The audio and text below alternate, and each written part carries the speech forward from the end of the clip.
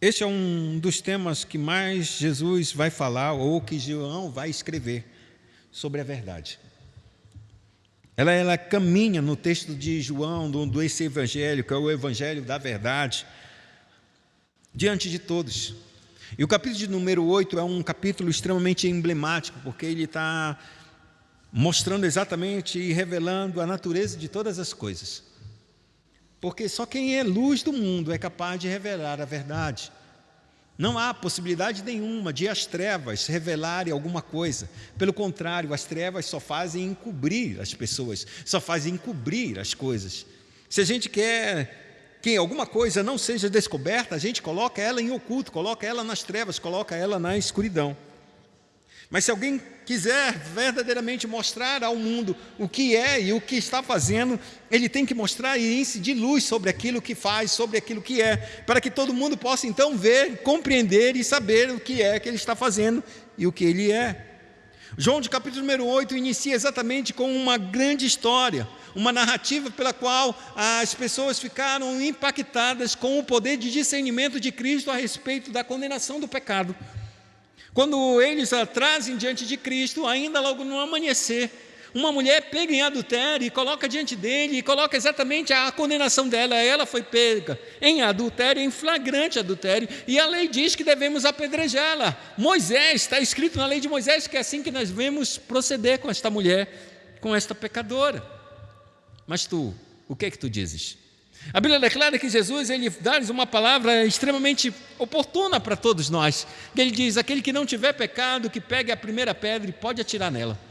A Bíblia diz exatamente que dos mais velhos que conduziram aquela mulher até a presença de Cristo, dos mais velhos começaram a sair, foram os primeiros, porque reconheceram a pecaminosidade que havia no seu coração, seja que eles mesmos já provaram do adultério ou de outros pecados, mas eles não eram inocentes a ponto de querer condenar aquela mulher, só porque eles não estavam em flagrante adultério. E assim foi todo mundo embora. E então Jesus, ele se apresenta à mulher e disse: mulher, cadê os teus acusadores? E a mulher diz assim mesmo: Senhor, não ficou nenhum. E ele disse: aquele que não tinha pecado, disse para ela: eu também não te condeno, agora vai e deixa a tua vida de pecado para trás. E a Bíblia declara que encerra essa fase. E então Jesus volta de novo a falar e ele diz exatamente: eu sou a luz do mundo, aquele que anda em mim de modo algum permanecerá nas trevas, de modo algum andará em trevas, de modo algum andará em pecado, de modo algum aquele que me segue terá a luz da vida. E assim ele vai discorrer a respeito de ele ser a luz, e ele mostra ser a luz quando ele mostra exatamente a misericórdia, quando ele mostra exatamente a verdade de todas as coisas de um coração que está oculto, mas não diante dele. Diante de Deus todas as coisas estão patentes, nuas, claras, perfeitas, e ele revela o coração daquelas pessoas no dia daquele juízo, e revela também o coração da mulher, ao dizer: tão pouco eu te condeno, mas deixa a tua vida de pecado para trás e vai embora. Mas só que agora Cristo, ele traz uma nova condição. A partir do momento que ele começa a falar e debater a respeito disso, de ele ser essa luz do mundo, as pessoas começaram a ficar realmente inquietas a respeito: será que esse homem é verdadeiro? Será que as suas palavras são verdade? Será que ele não está mentindo? Será que não é um louco falando essas coisas? A Bíblia diz claramente que houve uma grande divisão no meio deles, e eles não reconheciam se Cristo era verdadeiramente a pessoa que ele dizia ser, ou se ele era mais um impostor. O fato é que termina essa dimensão no verso de número 30, dizendo assim: e muitos creram na sua palavra, muitos creram naquilo que Jesus falou, que aqueles que acreditassem nele verdadeiramente não morreria, teria vida eterna, que ele ressuscitaria no último dia. Então muitos começaram a acreditar em Jesus. E aqui começa a nossa maior e mais terrível prova de viver em Cristo. Porque Jesus não se dá por contente em de você acreditar nas suas palavras. E eu queria lembrar de vocês a respeito da parábola que Jesus falou da semente. E ele disse que havia 4 tipos de corações em que a palavra de Deus é semeada. Uma é no meio do caminho, a outra é nas pedras, e a outra entre os espinhos, e por último, a que cai na boa terra. Mostra-se 4 tipos de corações em que a palavra de Deus está sendo semeada. A primeira é aquela palavra em que se recebe com alegria, mas a Bíblia diz que os aves do céu foram e roubaram, comeram aquela semente e não produziu nada. A outra que caiu entre as pedras, disse a palavra que eles se alegraram rapidamente com as boas novas, com aquilo que Deus iria trazer. Mas chegando a perseguição e as dificuldades da vida, eles se escandalizaram e, como não tinham raiz, largaram a fé.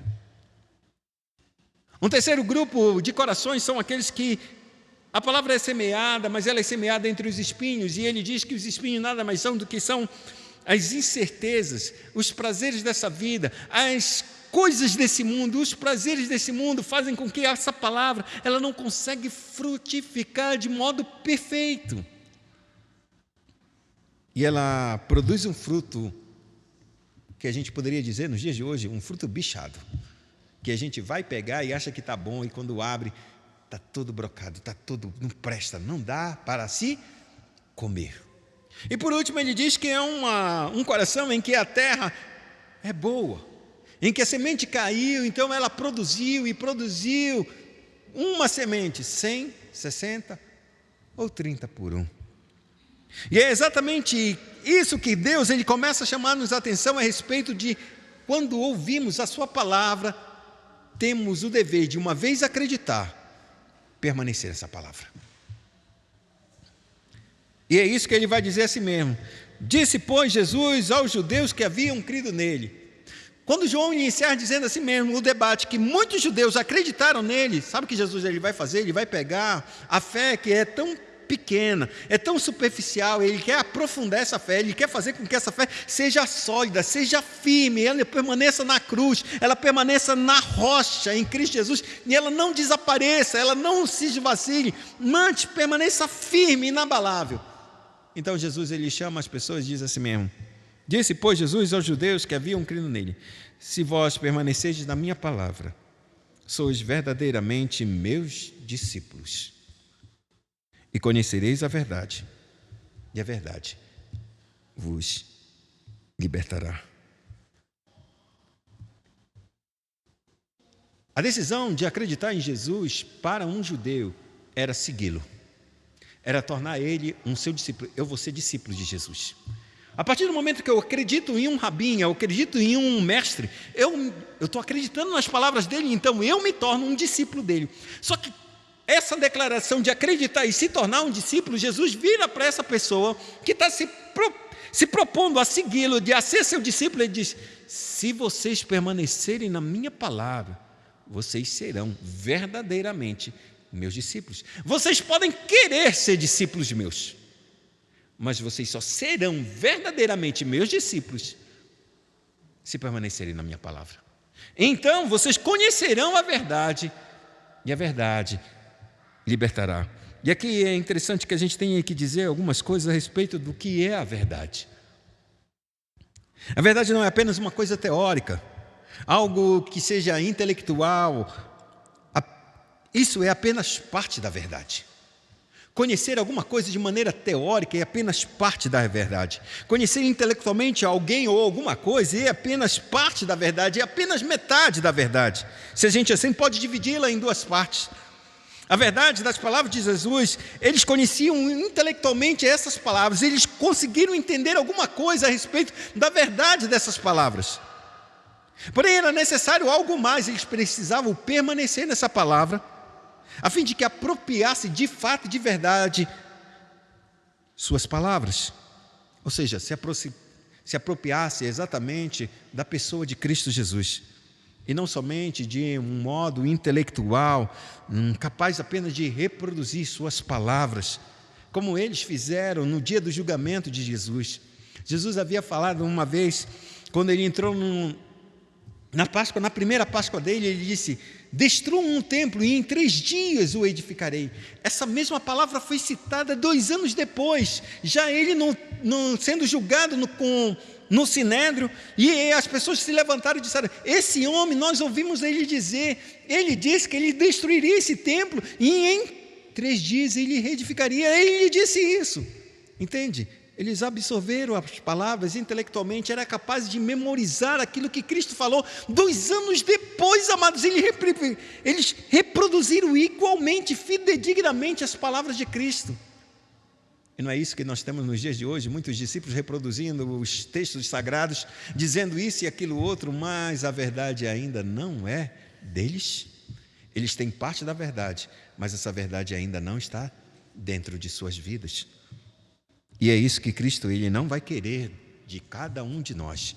Não podemos ser discípulos de palavras, nós temos que ser de verdade e de fato. Então, vamos entender melhor isto que eu estou dizendo a respeito de não entender intelectualmente. Eu vou tomar como um exemplo exatamente um homem viciado. Pense em qualquer vício que esse homem possa ter, qualquer vício, seja no álcool, seja das drogas, seja do sexo, seja pornografia, não importa qual vício esse homem tenha. E esse homem, ele consegue dizer para si mesmo, disse, não, de forma alguma eu sou um viciado. Não tem jeito, eu faço apenas aquilo que eu desejo, aquilo que eu quero. Todo mundo na sua volta percebe que ele é um viciado e ele é incapaz de ser verdadeiramente mudar a sua atitude, de tomar um outro rumo, de conhecer. Por quê? Porque ele acredita em si mesmo que tudo que ele faz por sua própria vontade. Eu falo e paro quando eu quero e quando eu quiser eu paro. Eu só não paro porque eu quero continuar fazendo o que eu faço.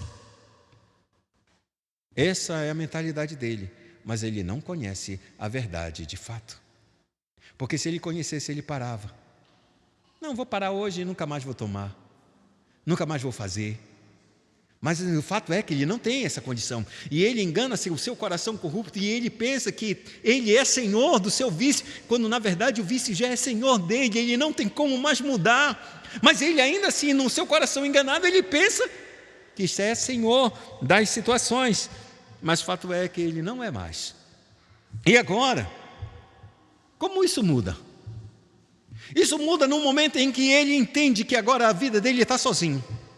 Que o seu vício levou ele exatamente a se apartar da sua vida social. Ele está afastado de sua família, ele está afastado dos seus filhos, ele está afastado do trabalho. Tudo já está deteriorando, mas ele agora consegue perceber que tudo que está em sua volta, ele está sozinho e está sozinho com o seu vício. Tudo que sobrou para ele é ele e o seu vício. Não tem mais nada, nem mais ninguém do lado dele. Tudo já se perdeu, tudo já se foi. Tudo que ele tem é o seu vício. E então agora ele percebe que tudo que ele fez, tudo que ele pensa e tudo que ele age, foi por causa do vício. Ele não sai mais. Ele não dá um passo, ele não tem um ato, ele não tem um pensamento sem que ele coloque esse vício dentro desse calabouço. Qualquer coisa que faça com que ele tenha um outro comportamento que exclua esse vício, ele rejeita, ele nega, ele de qualquer forma ele negligencia, ele disse, de forma alguma farei isso, porque o vício é senhor de sua vida e o seu desejo, ele sendo ele senhor, ele quer satisfazer o desejo do seu vício, porque agora o seu vício se tornou o seu senhor e é o seu Deus. E sendo seu Deus, eu vou agradar o meu Deus. Agora esse homem, diante dessa situação, ele consegue perceber verdadeiramente que todos os atos que ele teve, cada vez que ele se apartou de sua casa, cada vez que ele saiu de seu lar, cada vez que ele largou o seu trabalho, cada vez foi por uma razão. Eu queria satisfazer o meu vício. Eu quero satisfazer o meu Senhor. E agora quando ele reflete sobre isso e ele pensa sobre isso, ele encontra a primeira parte da verdade. Eu estou numa condição que eu não consigo mais me libertar. Aquilo que eu dominava, me domina. E como me domina, eu não tenho mais como ser liberto, não tenho mais como, nem condições, nem capacidade de fazer isso. Ele entende uma verdade, a verdade teórica de que ele está numa situação de escravo. Ele está cativo na mão de um vício. E essa é apenas uma parte da verdade. A outra parte começa quando ele entende essa realidade, triste realidade, e ele percebe que agora só existe uma única pessoa capaz de libertá-lo. Que é, como faço para ser livre deste mal, deste vício, dessas coisas? E as Escrituras diz claramente que o Cristo é o único capaz de libertar um viciado, seja ele de qualquer vício que for. Porque Ele tem capacidade de mudar o coração dessa pessoa. E quando Ele muda o coração, Ele muda os pensamentos dessa pessoa. E quando Ele muda o coração, os pensamentos, os seus hábitos tornarão novos. De modo que agora Ele passará a se alegrar na verdade que só o Cristo é capaz de fazer. Esse é o lado de saber que só Jesus é capaz de nos libertar do peso do pecado, do engano e da mentira. Enquanto nós não descobrirmos isso, esse outro lado, não temos como sermos livres de fato. Enquanto Cristo não mudar o nosso coração e não mudar a nossa mentalidade, nós continuaremos sendo escravos dos nossos pecados. E talvez você diga, mas eu não sou um viciado. Eu não tenho problema com o vício do álcool, das drogas, disso e daquilo outro, de pornografia e aquilo outro. Eu coloquei como um exemplo. O que Cristo diz, de maneira simples e clara: quem comete pecado é escravo do pecado. E quando os judeus ouviram isso, eles ficaram indignados com a pessoa de Jesus. Por quê? Porque eles estavam se propondo a seguir a Jesus, eles estavam se propondo a andar na verdade e a conhecer a verdade, mas a partir do momento que Cristo começa a confrontar os seus corações e dizer exatamente: vocês nunca foram livres. E até agora, quando vocês me dizem que vocês querem me seguir, querem ser meus discípulos, vocês ainda estão dentro de uma superficialidade do pecado que arrasta e engana vocês, achando que só pela simples declaração de que eu vou te seguir, de que eu creio em ti, é suficiente para se tornar o meu discípulo. Não é. É como muitas pessoas, muitas vezes, chegam à casa do Senhor e na nossa ignorância, na nossa inocência, a gente acredita que o meu marido, ou o meu namorado, ou o meu isso, ou o meu aquilo, vai vir comigo na igreja, e ele está vindo na igreja comigo, e está tudo certo, está tudo bem, e num dia ele vai mudar. Louco! Essa obra não é do homem. Você não muda as pessoas. Você fala a verdade para as pessoas. Quando Cristo diz: eu sou a luz do mundo, aquele que me segue não andará em trevas, tu tem duas coisas: ou você está na luz ou você está nas trevas. Se Ele é a única luz, e a Bíblia diz que é para a gente estar nele, para que nós tenhamos luz, e na sua luz vemos a luz, vemos a verdade, vemos o nosso coração corrupto, vemos a ignorância dos nossos atos, de como a gente quer realizar os nossos sonhos, independente da verdade de Deus, achando que nós sabemos e somos mais sábios do que o próprio Deus. Jesus disse: vocês não conhecem a verdade. E este é o ponto. Não basta conhecer intelectualmente essa verdade, precisamos permanecer nessa verdade. Não adianta eu saber que existe uma luz, eu tenho que andar na luz. Não adianta eu conhecer que a verdade é Cristo e eu andar de outro caminho, em outro patamar, em outra linha. Isso não casa, amados. Ou a verdade de Deus transforma a tua vida, ou a verdade vai afastar você da luz de Deus. Porque é impossível, amado, é impossível alguém ouvir a verdade, tomar a verdade para si e no momento seguinte querer matar Jesus, querer odiar Jesus, se irritar porque Ele está mostrando a verdade que nós não somos os discípulos que deveríamos ser. Mas Ele disse: se vocês permanecerem na minha palavra, vocês vão se tornar meus discípulos, verdadeiramente serão meus discípulos. Porque mais tarde Jesus vai dizer: eu sou o caminho, a verdade e a vida. Qual o resultado de permanecer na verdade? Eu quero finalizar essa exposição. 3 coisas que Cristo fala nesse texto, que traz como resultado seguir Ele como a luz do mundo, confiar nele como a luz da sua salvação, confiar num Cristo que não somente sabe de onde veio e sabe para onde vai, ele veio do Pai e vai voltar para o Pai, e no caminho entre a sua vinda e o seu retorno para o céu, esse caminho entre a sua vinda e o seu retorno para o céu, esse único caminho, ele só fez aquilo que agradava ao Pai, e por ele ter feito só aquilo que agradava ao Pai, o Pai nunca se separou dele, nunca deixou ele só. E o que isso significa, Abraão? Porque a Bíblia vai dizer claramente que a morte é separação entre nós e Deus. A morte não é separação somente da nossa parte imaterial, da nossa parte material, ou seja, do corpo, da alma. A morte não é somente isso. A morte que Deus declarou, a morte é muito mais profunda do que apenas um corpo que cai e tomba e seu espírito vai-se do corpo dele, que perde a vida e que não é capaz mais de andar nem se mover. Agora, a partir de então, todo mundo tem que fazer o que tem que fazer para aquele corpo, porque ele por si mesmo já está sem vida e não pode fazer mais nada. Não é disso que Deus está trabalhando.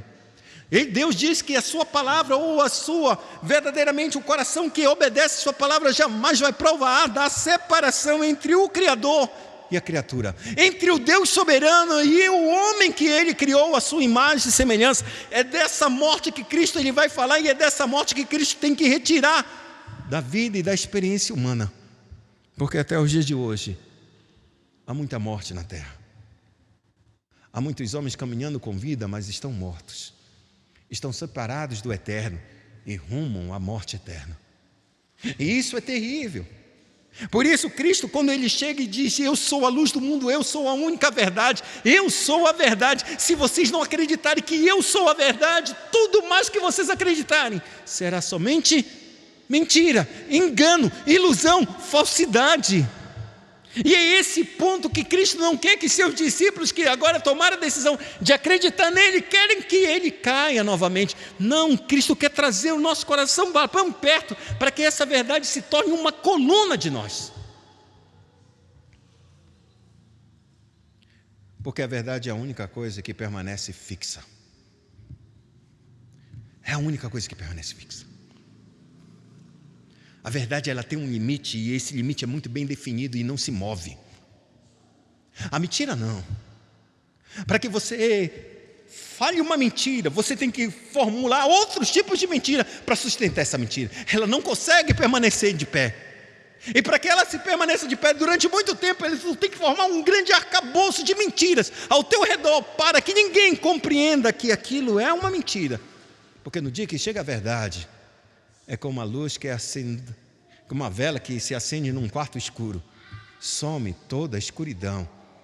E tudo aquilo que é e que está naquele quarto é claramente visível a todos os olhos. Assim a mentira é camuflada, a mentira é um engano, é um engodo, é um erro. Mas que muitos abraçam ela como se fosse a mais pura verdade. Por isso Jesus diz: qual é o resultado de se permanecer na verdade? 3 coisas acontecem como resultado de se permanecer na verdade. A primeira, você deixa de ser escravo, você se torna um homem livre. Para os judeus, eles pensavam assim mesmo: nós não somos escravos. Que mentira! Eles estavam sob o jugo romano, como eles nunca foram escravos. Nunca fomos escravos.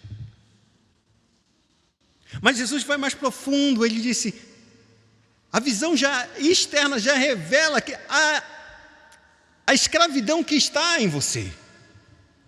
Mas eles não conseguem ver a realidade dos fatos e eles arrogam o seu desejo, dizendo assim: mas nós temos um rei aqui, que reinem.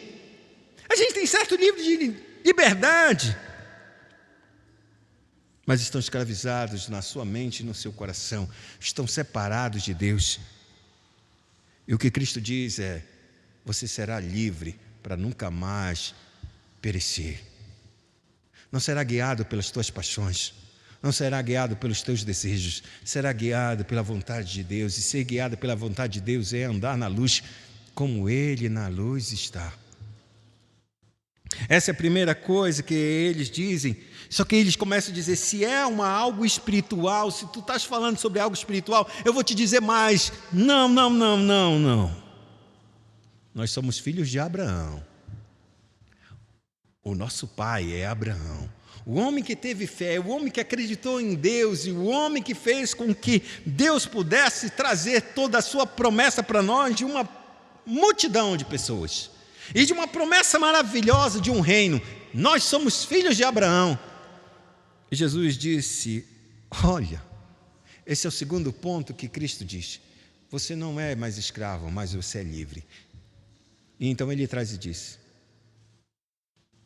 o filho sempre vive na casa do pai. O servo nem sempre vive. Talvez a gente não está acostumado com essa terminologia, mas um judeu, ele nunca poderia ser escravo de outro judeu. Era proibido para um judeu se tornar um escravo de outro. Mas em determinadas situações tão terríveis que ele passasse por calamidade, o único jeito dele sobreviver, ele era se vendendo como escravo. Então ele se vendia a um outro judeu como escravo, e o outro judeu a aceitava e comprava ele como escravo. Só que ele tinha um tempo de escravidão que era de 7 anos apenas. Ele podia ser escravo daquele homem por 7 anos. Depois de 7 anos, ele obrigatoriamente tinha que entregar ele para ser livre, porque é proibido um judeu escravizar um outro judeu. Mas, quando aquele judeu que se colocou nessa posição de escravidão dissesse exatamente assim, disse, eu gosto muito do meu Senhor, eu vou sair desse lar e vou voltar para minha casa, vou voltar para minha herança, mas ainda assim eu não vou conseguir gerir minha vida e eu vou acabar me tornando escravo de novo. Sabe o que ele faria? Ele fazia assim, é muito bom viver na casa do meu Senhor, mesmo eu sendo escravo. Não quero ser um homem livre. Então ele fazia uma coisa. A Bíblia diz que ele tinha que furar a orelha dele e colocar uma argola. E quando ele furava e colocava uma argola, agora esse homem que é escravo se tornava escravo para sempre daquela casa. Só que tem um detalhe. Esse homem não se tornava da família. Por mais que ele quisesse morar na casa e viver na casa, e ele morava e vivia naquela casa e ganhava todas as regalias daquela casa, todavia ele não tinha direito à herança. O que Cristo começa a dizer é exatamente isso. Vocês são descendentes de Abraão, mas vocês ainda são escravos. E como escravos vocês estão vivendo na casa de Abraão, mas vocês não vão viver para sempre na casa do Pai. Nos dias de hoje, Deus exatamente tem nos trazido a vida, e a vida está no meio do seu povo, e no meio do seu povo estão gente de todos os tipos. E eles usufruem e se alegram com todas as coisas que a igreja faz ou que ela deseja fazer. Eles se alegram, mas são escravos. Chegará o dia em que Deus irá eliminar os escravos da sua casa. E nesse dia só ficarão os filhos.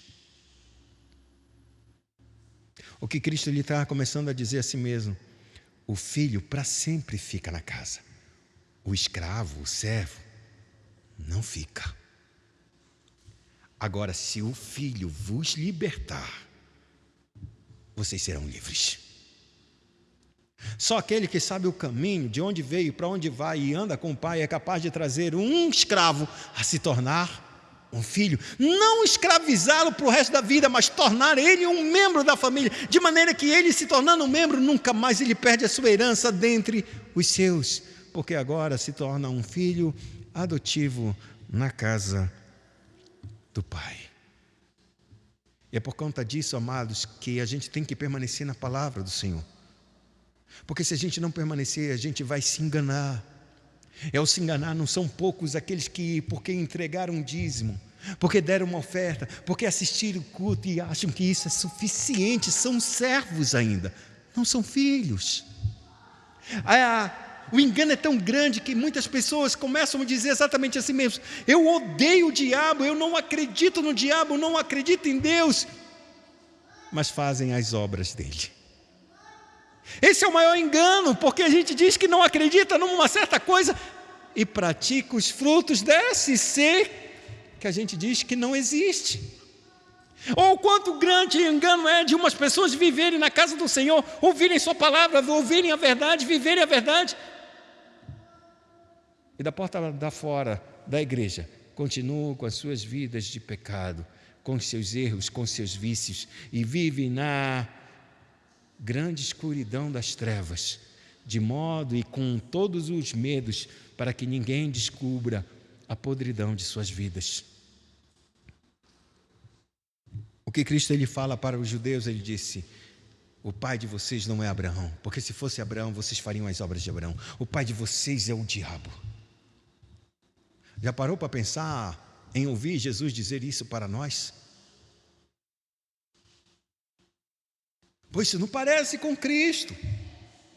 Ele é tão manso, cheio, tão terno. Ele só tem palavras de amor. Ele não está dizendo para uma pessoa que não o conhece. Ele não está dizendo para uma pessoa que nunca ouviu, que não creu nele. Ele está dizendo para alguém que disse: Senhor, eu creio em ti. Senhor, eu vou te seguir. Senhor, eu vou dar a minha vida para ti. Você não é meu discípulo.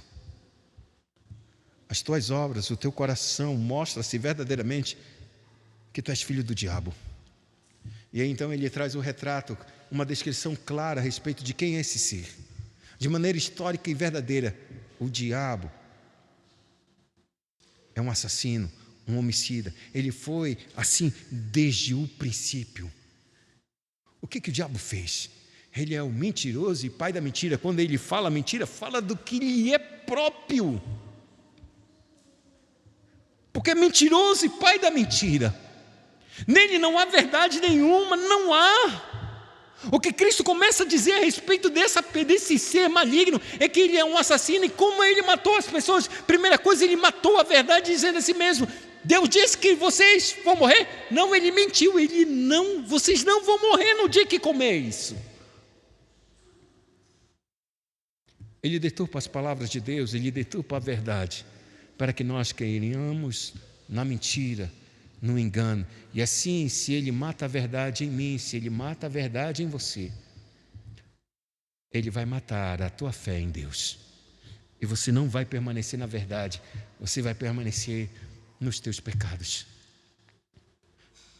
Ele é o pai da mentira quando ele diz para ti: Deus é incapaz de te perdoar pelo aquilo que você fez e aquilo que você falou. Porque nenhum dos homens eles são capazes de te perdoar, mas o Cristo que nos diz: Pai, perdoa, porque eles não sabem o que fazem. E ele falou isso do alto da cruz. A verdade de Deus é soberana e é única e é precisa. Mas a verdade de Satanás e do mundo faz com que a gente acredite que Deus que nos perdoa pode levar a gente a viver uma vida de pecado, porque Deus sempre perdoa. Quando ele não joga de um lado aterrorizando, ele nos joga de maneira libertina, dizendo: ele sempre te perdoará, pode viver do teu jeito. Por último,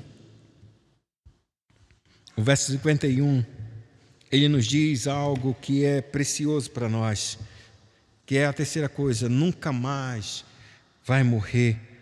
No verso 51, Jesus disse claramente para nós, dizendo: em verdade vos digo, se alguém guardar a minha palavra, não verá a morte eternamente. Se alguém guardar a minha palavra, se alguém confiar em mim, se alguém permanecer em mim, permanecer, continuar firme, essa pessoa jamais se apartará do amor de Deus, jamais se apartará do próprio Deus. Ela permanece em mim, e nem a morte, nem o inferno, nem anjos, nem principados, nem poderes, nem altura, nem profundidade, nem coisa alguma na face da terra, nem as coisas do presente, nem do porvir, será capaz de nos separar do amor de Deus que está em Cristo Jesus, nosso Senhor. Nunca mais morre, nunca mais anda só, nunca mais andará nos seus pecados, mas terá a luz da vida. Eu não sei vocês, amados. Quando Cristo diz: eu sou a luz do mundo, Ele é a verdade. Por meio de suas palavras nós vemos a verdade, não somente do nosso coração, mas o mundo em que nós estamos. E quando nós cremos nessa verdade, que Ele é a verdade, Ele é o único caminho exatamente para sermos salvos e sairmos do engano e do erro,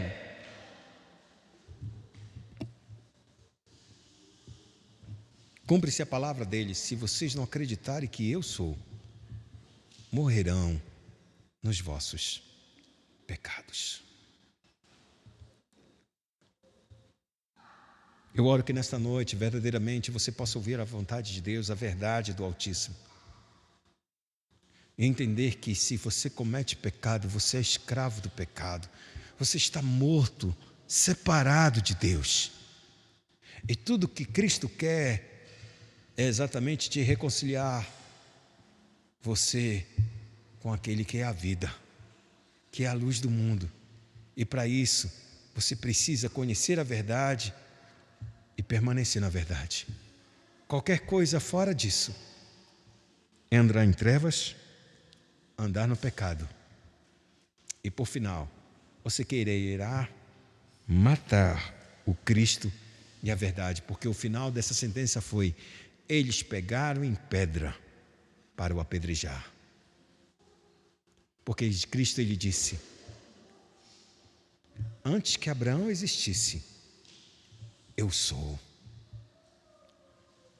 Ele disse que Abraão viu o seu dia e se alegrou. Abraão já estava 2000 anos atrás de Cristo, 2000 anos muito atrás.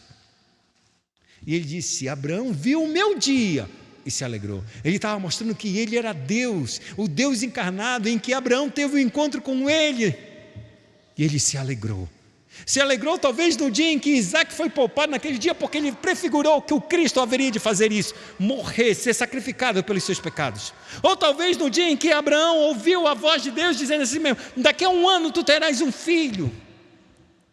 Ou alguns dizem, no dia em que Abraão entrou e viu verdadeiramente o Cristo glorificado nos altos céus.